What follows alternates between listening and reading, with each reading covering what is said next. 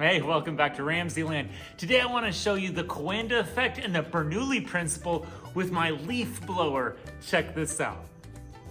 All I'm using in this investigation is my leaf blower, a medium-sized beach ball, my hair dryer, a funnel, a ping pong ball, and this is called a Bernoulli bag over here. So this first demonstration illustrates the Bernoulli Principle, which states when you have a fast-moving fluid, whether it's a gas or a liquid, it decreases the pressure. So this Bernoulli bag is empty, and all I'm gonna do is blow a little bit of air over the top of the opening, and that's gonna decrease the pressure inside the bag so that the atmosphere rushes in and fills the bag with air. Here we go.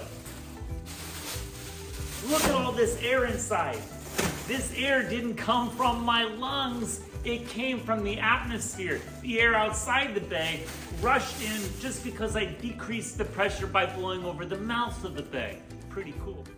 So this next demonstration, I think, illustrates not just the Bernoulli Principle, but also the Coanda Effect, which states that air molecules tend to have friction between one another, and they tend to hang on the surface of convex shapes, like this ping pong ball. Check out what happens when I turn on the hairdryer.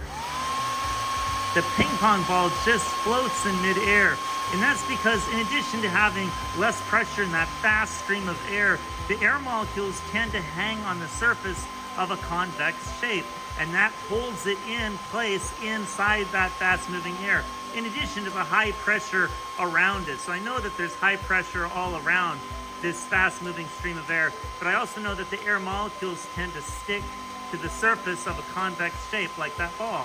That's the Coanda Effect.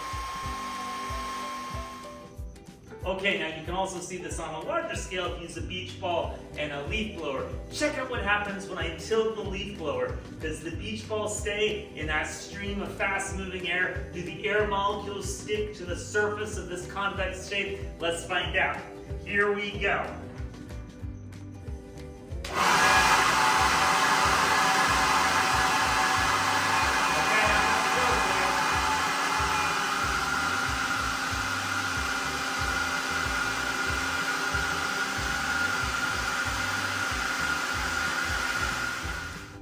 But of course, a beach ball isn't the only shape that has a convex surface.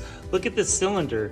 It has a rounded surface, so if I blow the air over here with my hair dryer, those air molecules will rub up against each other, there'll be friction, they'll kind of drag each other along the surface of the cylinder and blow out the candle. This is another great example of the Coanda Effect. Check it out. Look at that candle move. Oh, is it gonna go out? It's blowing. It's still lit. I don't know. Oh, it just went out, just like that.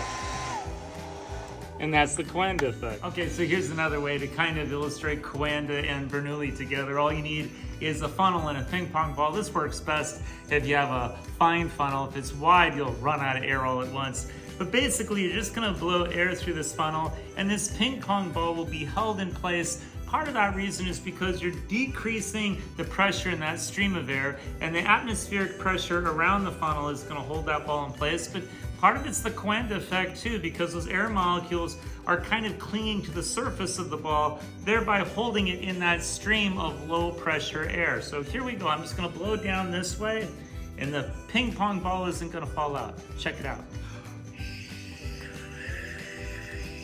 Oh.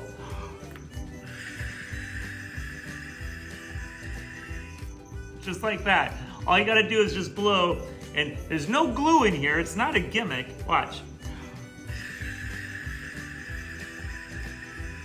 You can actually see it spinning in there.